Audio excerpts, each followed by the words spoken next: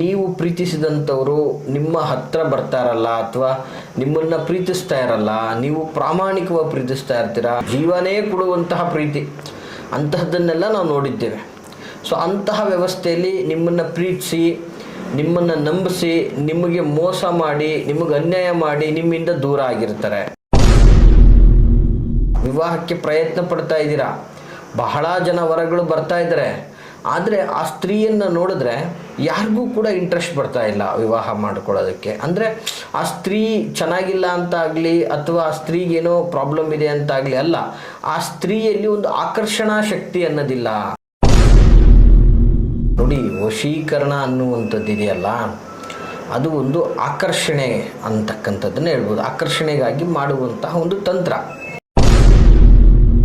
ಪತಿ ಪತ್ನಿಯರೆಲ್ಲ ನಡುವೆ ಒಂದು ಆಕರ್ಷಣೆ ಇರೋದಿಲ್ಲ, ಅಥವಾ ಪತಿ ಪತ್ನಿಯರಲ್ಲಿ ಒಂದು ವಿಶೇಷವಾದಂಥ ಬಾಂಧವ್ಯ ಕ್ರಿಯೇಟ್ ಆಗಿರೋದಿಲ್ಲ.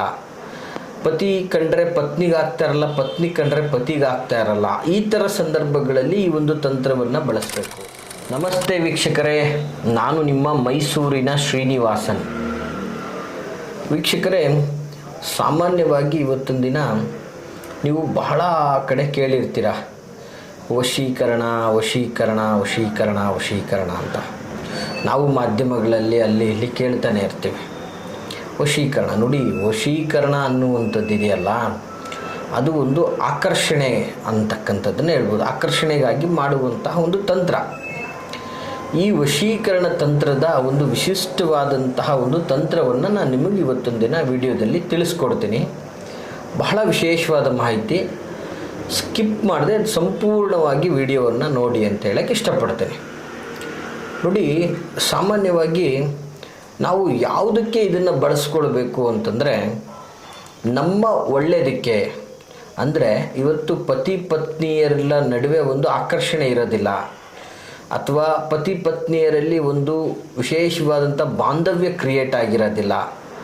ಪತಿ ಕಂಡ್ರೆ ಪತ್ನಿಗಾಗ್ತಾ ಇರಲ್ಲ, ಪತ್ನಿ ಕಂಡ್ರೆ ಪತಿಗಾಗ್ತಾ ಇರಲ್ಲ. ಈ ಥರ ಸಂದರ್ಭಗಳಲ್ಲಿ ಈ ಒಂದು ತಂತ್ರವನ್ನು ಬಳಸಬೇಕು. ಈ ತಂತ್ರ ಬಳಸೋದ್ರಿಂದ ಏನಾಗುತ್ತೆ, ಒಂದು ದಾಂಪತ್ಯ ಜೀವನ ಚೆನ್ನಾಗಿರ್ತದೆ. ಮತ್ತು ಎಷ್ಟೋ ಬಾರಿ ನೀವು ಪ್ರೀತಿಸಿದಂಥವರು ನಿಮ್ಮ ಹತ್ರ ಬರ್ತಾರಲ್ಲ, ಅಥವಾ ನಿಮ್ಮನ್ನು ಪ್ರೀತಿಸ್ತಾ ಇರಲ್ಲ, ನೀವು ಪ್ರಾಮಾಣಿಕವಾಗಿ ಪ್ರೀತಿಸ್ತಾ ಇರ್ತೀರ, ನಿಸ್ವಾರ್ಥವಾದ ಪ್ರೀತಿ, ಜೀವನವನ್ನು ಕೊಡುವಂತಹ ಪ್ರೀತಿ, ಜೀವನೇ ಕೊಡುವಂತಹ ಪ್ರೀತಿ ಅಂತಹದ್ದನ್ನೆಲ್ಲ ನಾವು ನೋಡಿದ್ದೇವೆ. ಸೊ ಅಂತಹ ವ್ಯವಸ್ಥೆಯಲ್ಲಿ ನಿಮ್ಮನ್ನು ಪ್ರೀತಿಸಿ, ನಿಮ್ಮನ್ನು ನಂಬಿಸಿ, ನಿಮಗೆ ಮೋಸ ಮಾಡಿ, ನಿಮಗೆ ಅನ್ಯಾಯ ಮಾಡಿ ನಿಮ್ಮಿಂದ ದೂರ ಆಗಿರ್ತಾರೆ. ಸೊ ಇಂತಹ ವ್ಯವಸ್ಥೆಗಳಿಗೆ ಜೊತೆಗೆ ನಿಮ್ಮನ್ನು ನಂಬಿಸಿ, ನಿಮಗೇನೋ ಒಳ್ಳೇದು ಮಾಡ್ತೀನಿ, ನಿಮ್ಮ ಜೀವನ, ನಿಮ್ಮ ಸಂಕಷ್ಟ ಇದೆ ಅದನ್ನು ತೀರಿಸ್ತೀನಿ, ಈ ರೀತಿಯಾದಂತಹ ಒಂದು ವಿಚಾರಗಳನ್ನು ಹೇಳಿ ನಿಮ್ಮ ಭಾವನೆಗಳ ಜೊತೆ ಆಟ ಆಡಿರ್ತಕ್ಕಂಥದ್ದನ್ನು ನೋಡಿರ್ತೀವಿ. ಮತ್ತು ಇವತ್ತೊಂದು ದಿನ ನಿಮ್ಮ ಮನೆಯ ಒಂದು ಕನ್ಯೆ ವಿವಾಹನೇ ಆಗಿಲ್ಲ, ವಿವಾಹಕ್ಕೆ ಪ್ರಯತ್ನ ಪಡ್ತಾ ಇದ್ದೀರಾ, ಬಹಳ ಜನ ವರಗಳು ಬರ್ತಾ ಇದ್ದಾರೆ, ಆದರೆ ಆ ಸ್ತ್ರೀಯನ್ನು ನೋಡಿದ್ರೆ ಯಾರಿಗೂ ಕೂಡ ಇಂಟ್ರೆಸ್ಟ್ ಬರ್ತಾ ಇಲ್ಲ ವಿವಾಹ ಮಾಡ್ಕೊಳ್ಳೋದಕ್ಕೆ. ಅಂದರೆ ಆ ಸ್ತ್ರೀ ಚೆನ್ನಾಗಿಲ್ಲ ಅಂತಾಗಲಿ ಅಥವಾ ಆ ಸ್ತ್ರೀಗೇನೋ ಪ್ರಾಬ್ಲಮ್ ಇದೆ ಅಂತಾಗಲಿ ಅಲ್ಲ, ಆ ಸ್ತ್ರೀಯಲ್ಲಿ ಒಂದು ಆಕರ್ಷಣಾ ಶಕ್ತಿ ಅನ್ನೋದಿಲ್ಲ, ಅಥವಾ ಆ ಸ್ತ್ರೀ ಅವ್ರನ್ನ ಒಂದು ರೀತಿಯಲ್ಲಿ ಅಟ್ರಾಕ್ಟ್ ಮಾಡ್ಕೊಳ್ಳುವಂತಹ ಶಕ್ತಿ ಕಳ್ಕೊಂಡಿರ್ತಾಳೆ. ಸೊ ಈ ಥರದ್ದೆಲ್ಲ ನಾವು ಗಮನಿಸ್ಬೋದು. ಹಾಗೆ ಎಷ್ಟೋ ಜನಗಳಲ್ಲಿ ಈ ಹುಡುಗರ ಒಂದು ವ್ಯವಸ್ಥೆಯಲ್ಲಿ 35 ಕಳೆದ್ರು 40 ಕಳೆದ್ರೂ ಇನ್ನೂ ವಿವಾಹ ಅನ್ನೋದೇ ಆಗಿರೋದಿಲ್ಲ. ವಿವಾಹ ವಿಷಯದಾಗೆ ಅವರು ತುಂಬ ಕಡೆ ಹೋಗ್ತಾರೆ, ತುಂಬ ಒಂದು 10-20 ಹುಡುಗಿ, ಒಂದು 100 ಜನನ್ನೇ ನೋಡಿರ್ತಾರೆ ಅಂದ್ಕೊಳ್ಳಿ, ಬಟ್ ಎಲ್ಲರೂ ಇವ್ರನ್ನ ರಿಜೆಕ್ಟ್ ಮಾಡ್ತಾನೆ ಇರ್ತಾರೆ. ವಿವಾಹ ಅನ್ನೋದು ಕೂಡ್ತಾನೆ ಇರೋದಿಲ್ಲ. ಅಂದರೆ ಈ ವ್ಯಕ್ತಿಯನ್ನು ನೋಡಿದಂತಹ ಸ್ತ್ರೀಗೆ ಆಕರ್ಷಣೆ ಆಗ್ತಾ ಇಲ್ಲ ಇವರೊಟ್ಟಿಗೆ ಬದುಕಬೇಕು ಅಂತ. ಆ ಥರದ ಒಂದು ವ್ಯವಸ್ಥೆ ಇದ್ದಂಥ ಸಂದರ್ಭದಲ್ಲಿ ಅಂದರೆ ನಿಮ್ಮನ್ನು ಕಂಡಾಗ ಒಂದು ಆಕರ್ಷಣೆ ಆಗಬೇಕು, ನಿಮ್ಮನ್ನು ರೆಕಗ್ನೈಸ್ ಮಾಡಬೇಕು, ನಿಮ್ಮನ್ನು ಪ್ರೀತಿಸಬೇಕು, ಮತ್ತು ನಿಮಗವರು ವಶವಾಗುವಂತಹ ಒಂದು ವಿಶಿಷ್ಟವಾದಂತಹ ಪ್ರಭಾವ ನಿಮ್ಮಲ್ಲಿ ಉತ್ಪತ್ತಿಯಾಗಬೇಕು.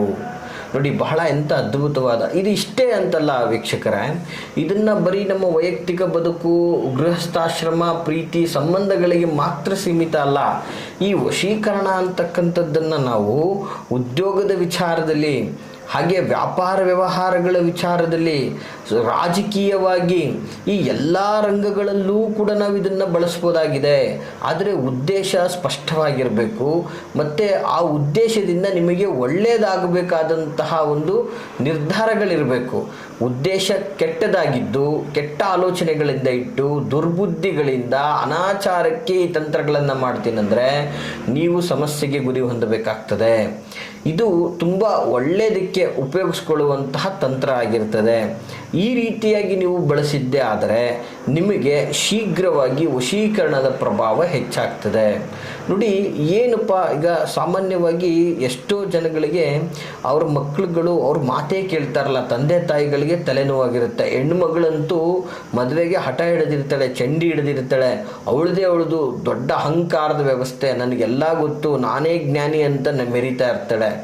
ಇಂತಹ ಸಂದರ್ಭ. ಆಮೇಲೆ ಕೆಲವೊಂದು ಬಾರಿ ಏನಾಗಿರ್ತದೆ, ಪಾಪ ತಂದೆ ತಾಯಿಗಳನ್ನು ಬಿಟ್ಟು, ಅವರ ಮಾತುಗಳನ್ನು ಕೇಳದೆ ಮನೆ ಬಿಟ್ಟು ಹೋಗ್ಬಿಟ್ಟಿರ್ತಾರೆ. ಯಾರನ್ನೋ ಇಷ್ಟಪಟ್ಟೆ ಅಂದ್ಬಿಟ್ಟು ಮನೆ ಬಿಟ್ಟು ಹೋಗ್ಬಿಟ್ಟಿರ್ತಾರೆ. ಪಾಪ ತಾಯಿ ತಂದೆಗಳ ಗೋಳಾಟ ಕೇಳೋಕ್ಕಾಗ್ತಾರಲ್ಲ, ಅವ್ರು ಯಾರನ್ನಾರ ಮಾಡ್ಕೊಂಡಿರಲಿ ಗುರುಗಳೇ, ನನ್ನ ಮಗಳು ನಮ್ಮ ಮನೆಗೆ ಬಂದರೆ ಸಾಕು ಅಂತ ಕಾಯ್ತಾ ಇರ್ತಾರೆ. ಇಂತಹ ಸಂದರ್ಭದಲ್ಲಿ ಆಮೇಲೆ ಮನೆ ಬಿಟ್ಟು ಹೊಂಟೋಗ್ಬಿಟ್ಟಿರ್ತಾರೆ, ಮನೆ ಬಿಟ್ಟು ಇಂತಹ ಸಂದರ್ಭಗಳಲ್ಲಿ ಅವರುಗಳು ಬರಬೇಕು ಅಂದರೆ ಇದಕ್ಕೊಂದು ವಶೀಕರಣದಂತಹ ಪ್ರಯೋಗ. ನೋಡಿ, ನೀವು ಎಷ್ಟೋ ವಶೀಕರಣ ಪ್ರಯೋಗಗಳನ್ನು ನೋಡಿರ್ಬೋದು. ಇದು ಆ ಪ್ರಯೋಗಗಳಲ್ಲೇ ಬಹಳ ವಿಶಿಷ್ಟವಾದಂಥದ್ದು ಮತ್ತು ಸುಲಭವಾದಂತಹ ಪ್ರಯೋಗ ವೀಕ್ಷಕರೇ. ನೋಡಿ, ಈ ಒಂದು ತಂತ್ರವನ್ನು ನೀವು ಮಾಡಿದ್ದೇ ಆದರೆ ಖಂಡಿತ ಈ ಎಲ್ಲ ಸಮಸ್ಯೆಗಳಿಂದ ನೀವು ಮುಕ್ತಿಯನ್ನು ಹೊಂದಬಹುದು. ಏನು ಹಾಗಾದರೆ ಗುರುಗಳೇ ಅಂತಹ ಒಂದು ವಿಶೇಷವಾದಂತಹ ಒಂದು ವಶೀಕರಣ ಆಕರ್ಷಣೆಯ ಒಂದು ಪ್ರಯೋಗ ಅಂತಕ್ಕಂಥದ್ದನ್ನು ಅನ್ಬೋದು. ನೀವು ಸೂಕ್ಷ್ಮವಾಗಿ ನೋಟ್ ಮಾಡ್ಕೊಳ್ಳಿ ಈ ತಂತ್ರವನ್ನು. ಬಹಳ ಸುಲಭವಾದಂತಹ ತಂತ್ರ. ಸಾಮಾನ್ಯವಾಗಿ ನೀವು ನೋಡಿರ್ತೀರ, ನೋಡಿ ತಂತ್ರ ಸ್ವರೂಪವನ್ನು ಹೇಳ್ತಾ ಇದ್ದೀನಿ, ನೋಟ್ ಮಾಡ್ಕೊಳ್ಳಿ. ಸಾಮಾನ್ಯವಾಗಿ ನೀವು ನೋಡಿರ್ತೀರ, ಏನಪ್ಪ ಅಂತಂದರೆ ಲೋಳೆ ಸರ. ಈ ಲೋಳೆ ಸರದ ಗಿಡ ಅಂದರೆ ನಿಮಗೆ ಹೇಳ್ಬೋದು ಅಂದರೆ ಈ ಅಲುವೆರಾ ಅಂತ ಏನು ಇವತ್ತೊಂದು ದಿನ ಕರಿತಾ ಇದ್ದೀರಾ, ಇದು ಸಾಮಾನ್ಯವಾಗಿ ಎಲ್ಲ ಕಡೆ ಸಿಗುತ್ತೆ. ಇದನ್ನು ನೀವು ದಿನನಿತ್ಯನೂ ಬಳಸ್ತಾ ಇರ್ತೀರ, ಕೆಲವೊಂದು ಕಾಸ್ಮೆಟಿಕ್ಸ್ಗಾಗಿ ಆಗ್ಬೋದು, ಇತ್ಯಾದಿಗಳಿಗೆ ಇದು ಎಲ್ಲ ಕಡೆ ಸಿಗುತ್ತೆ. ಇದನ್ನು ನೀವು ಜಸ್ಟ್ ನಿಮ್ಮ ಪಾಟಲ್ಲೂ ಕೂಡ ನೀವು ಬೆಳೆಸ್ಕೋಬೋದು. ಅಂತಹ ಒಂದು ಅದ್ಭುತವಾದಂತಹ ಒಂದು ಗಿಡ ಇದು.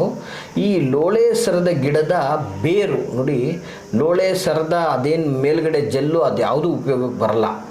ಅದರ ಬೇರು, ಸಂಪೂರ್ಣವಾಗಿ ಅದರ ಬೇರು ಹಾಗೂ ಬಂಗಿ ಸೊಪ್ಪಿನ ಬೀಜ ನೋಡಿ. ಸಾಮಾನ್ಯವಾಗಿ ಇದು ನಿಮಗೆ ಗ್ರಂಥಿಕೆ ಅಂಗಡಿಗಳಲ್ಲಿ ಸಿಗುತ್ತೆ. ಸೊ ಈ ಒಂದು ಬಂಗಿ ಸೊಪ್ಪಿನ ಬೀಜ ಜೊತೆಗೆ ಅಲುವೇರಾ ಗಿಡದ ಬೇರು, ಮೇಲ್ಗಡೆ ಇರುವಂತಹ ಒಂದು ಅಲುವೇರಾ ಅಲ್ಲ, ಅಲುವೇರಾ ಗಿಡದ ಬೇರು, ಈ ಎರಡನ್ನೂ ಸಹ ಸೇರಿಸ್ಬಿಟ್ಟು ಅದನ್ನು ನೀವು ನೀಟಾಗಿ ಶುಭ್ರಗೊಳಿಸಿ ಕ್ಲೀನ್ ಮಾಡಿ ಅದನ್ನು ಸಂಪೂರ್ಣವಾಗಿ ಶುದ್ಧವಾದ ನೀರಿನಿಂದ ನೀಟಾಗಿ ಅರಿಯಬೇಕು. ಅಂದರೆ ಒಂದು ಪೇಸ್ಟ್ ಥರ ಅದನ್ನು ಮಾಡ್ಕೋಬೇಕು ವೀಕ್ಷಕರೇ. ಆ ಒಂದು ಪೇಸ್ಟ್ ಥರ ಮಾಡ್ಕೊಂಡ ನಂತರ ಆ ಒಂದು ಗಂಧ ಹೇಗೆ ತೆಗೆದು ನಾವು ಪೇಸ್ಟ್ ಥರ ಮಾಡ್ಕೊಳ್ತೀವೋ ಆ ಥರ ಇದೆರಡನ್ನೂ ಸೇರಿಸಿ ಒಂದು ಪೇಸ್ಟ್ ಥರ ಮಾಡಿಕೊಂಡು ಆ ಒಂದು ಪೇಸ್ಟನ್ನು ನಾವು ನಮ್ಮ ಹಣೆಗೆ ಗಂಧದ ರೀತಿ, ಕುಂಕುಮದ ರೀತಿಯಲ್ಲಿ ತಿಲಕವನ್ನು ಇಟ್ಕೊಂಡ್ರೆ, ಈ ತಿಲಕವನ್ನು ಇಟ್ಕೊಂಡ್ರೆ ಖಂಡಿತವಾಗಿಯೂ ನಿಮ್ಮಲ್ಲಿ ಒಂದು ವಶೀಕರಣದ ಅಥವಾ ಒಂದು ಆಕರ್ಷಣೆಯ ಪ್ರಭಾವ ಉತ್ಪತ್ತಿಯಾಗ್ತದೆ. ಈ ಒಂದು ಪ್ರಭಾವದಿಂದಾಗಿ ಏನಾಗ್ತದೆ, ನೀವು ಒಂದು ವಧುವನ್ನು ನೋಡ್ಲಿಕ್ಕೆ ಹೋದಾಗ ಆ ವಧು ನಿಮ್ಮನ್ನು ಅಕ್ಸೆಪ್ಟ್ ಮಾಡ್ಕೊಳ್ಳೋದಾಗಿರ್ಬೋದು, ಅಥವಾ ವಧು ನಿಮ್ಮನ್ನು ನೋಡಿದಾಗ ಅಕ್ಸೆಪ್ಟ್ ಮಾಡ್ಕೊಳ್ಳುವಂಥದ್ದಾಗಿರ್ಬೋದು. ಮತ್ತು ಪತಿ ಪತ್ನಿಯರಲ್ಲಿ ಒಂದು ಹೊಂದಾಣಿಕೆ, ಅಂದರೆ ಅವ್ರನ್ನ ನಿಮ್ಮನ್ನು ನೋಡಿದಾಗ, ನೀವು ಅವರನ್ನು ನೋಡಿದಾಗ ಒಂದು ಪ್ರೀತಿ, ಸ್ಪಂದನ ಶಕ್ತಿ ಇವೆಲ್ಲವೂ ಕೂಡ ಹೆಚ್ಚಾಗುವಂಥದ್ದು. ಮತ್ತು ನಿಮ್ಮ ಮಕ್ಕಳನ್ನು ನೀವು ಆಕರ್ಷಿಸಲಿಕ್ಕೆ ನೀವು ಕೂಡ ಇದನ್ನು ತಿಲಕವನ್ನು ಇಟ್ಕೋಬೋದು. ಜೊತೆಗೆ ಉದ್ಯೋಗದಲ್ಲಿ ಗ್ರಾಹಕರನ್ನು ಆಕರ್ಷಿಸಲಿಕ್ಕೆ, ವ್ಯಾಪಾರ ವ್ಯವಹಾರಗಳಲ್ಲಿ ಗ್ರಾಹಕರನ್ನು ಆಕರ್ಷಿಸಲಿಕ್ಕೆ, ಉದ್ಯೋಗದಲ್ಲಿ ನಿಮ್ಮ ಮೇಲಧಿಕಾರಿಗಳಿಂದ ಪ್ರಶಂಸೆ, ಗೌರವವನ್ನು ಪಡೀಲಿಕ್ಕೆ, ಒಂದು ಮನ್ನಣೆಯನ್ನು ಪಡೀಲಿಕ್ಕೆ, ಒಂದು ಈ ಅದ್ಭುತವಾದಂತಹ ಒಂದು ವಶೀಕರಣದಂತಹ ಆಕರ್ಷಿಸುವಂತಹ ಶಕ್ತಿ ಇದಾಗಿರ್ತದೆ. ಈ ಪೇಸ್ಟನ್ನು ಮಾಡಿಕೊಂಡು ಎವ್ರಿ ಡೇ ನೀವು ಇದನ್ನು ಬಳಸೋದ್ರಿಂದ ನಿಮಗೆ ಕಂಪ್ಲೀಟಾಗಿ ಶುಭವಾಗ್ತದೆ. ಎಲ್ಲವನ್ನೂ ನೀವು ನಿಮ್ಮ ಒಂದು ಅದೃಷ್ಟದ ಒಂದು ವ್ಯವಸ್ಥೆ ಬಾಗಲೇ ತೆರೆಯುತ್ತೆ. ಜೊತೆಗೆ ಎಲ್ಲವನ್ನು ನೀವು ಆಕರ್ಷಿಸ್ಕೋಬೋದು. ನೀವು ಒಂದು ರೀತಿಯಲ್ಲಿ ಸೆಂಟರ್ ಆಫ್ ದಿ ಅಟ್ರಾಕ್ಷನ್ ಆಗ್ತೀರಾ ಅಂತ ಹೇಳೋದ್ರಲ್ಲಿ ತಪ್ಪಾಗ್ಲಿಕ್ಕೆ ಸಾಧ್ಯ ಇಲ್ಲ. ಅಂತಹ ಒಂದು ಮಹತ್ವದ ಒಂದು ತಂತ್ರ ಇದಾಗಿರ್ತದೆ ವೀಕ್ಷಕರೇ. ಈ ಮಾಹಿತಿ ತಮಗೆಲ್ಲ ಇಷ್ಟವಾಗಿದ್ದರೆ ಲೈಕ್ ಮಾಡಿ. ಹಾಗೆ ಯಾರೆಲ್ಲ ನಿಮ್ಮ ಸ್ನೇಹಿತರು, ಬಂಧು ಬಳಗದವರು ಯಾರೆಲ್ಲ ಸಂಕಷ್ಟದಲ್ಲಿದ್ದಾರೆ ಅವ್ರಿಗೆ ತಪ್ಪದೆ ನಮ್ಮ ಎಲ್ಲ ವಿಡಿಯೋಗಳನ್ನು ಅವರಿಗೆ ಶೇರ್ ಮಾಡಿ ಅಂತ ಹೇಳ್ತಾ, ಹಾಗೆ ನಿಮ್ಮ ಯಾವುದೇ ಥರದ ಗುಪ್ತ ಸಮಸ್ಯೆಗಳನ್ನು ನಮ್ಮೊಟ್ಟಿಗೆ ಮಾತಾಡಬೇಕು, ಸಮಾಲೋಚನೆ ಮಾಡ್ಕೋಬೇಕು ಅಂದರೆ ವಿಡಿಯೋದಲ್ಲಿ ಕಾಣ್ತಾ ಇರತಕ್ಕಂತಹ ಸಂಖ್ಯೆಗೆ ಕರೆ ಮಾಡಿ. ನಾವಿರುವಂತಹ ವಿಳಾಸ ಮೈಸೂರಿನ ವಿಜಯನಗರ 2ನೇ ಹಂತ KD ಸರ್ಕಲಲ್ಲಿ ನಮ್ಮ ಕಚೇರಿ ಇರ್ತಕ್ಕಂಥದ್ದು. ತಾವು ನೇರವಾಗಿಯೂ ಸಹ ಬಂದು ನಮ್ಮನ್ನು ಭೇಟಿಯಾಗ್ಬೋದು ಅಂತ ಹೇಳ್ತಾ ಎಲ್ರಿಗೂ ಶುಭವಾಗಲಿ. ನಮಸ್ಕಾರ.